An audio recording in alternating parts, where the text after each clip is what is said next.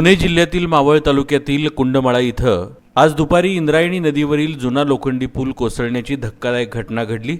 या घटनेत 25 पर्यटक नदीत वाहून गेल्याची प्राथमिक माहिती आहे।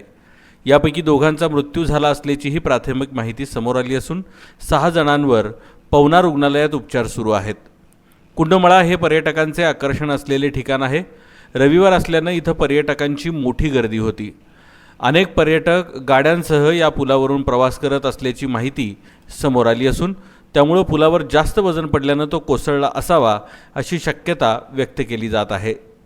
पूल कोसळल्याने प्रत्यक्षदर्शींच्या काळजाचा ठोका चुकला। हा पूल अनेक वर्षांपासून जीर्ण झाला होता। मागील काही दिवसातील मुसळधार पावसामुळे इंद्रायणी नदीच्या पाणी पातळीत वाढ झाली होती, ज्यामुळे पुलाची पायाभरणी कमकुवत झाली असावी। या घटनेची माहिती मिळताच स्थानिक पोलीस, ग्रामस्थ आणि NDRFच्या पथकानं घटनास्थळी धाव घेतली असून बचाव कार्य तातडीनं सुरू करण्यात आलं आहे। वाहून गेलेल्या पर्यटकांचा शोध सुरू आहे।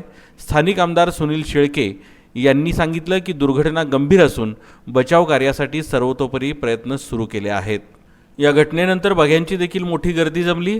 रविवार असल्यानं पर्यटकांची ही मोठी गर्दी आहे।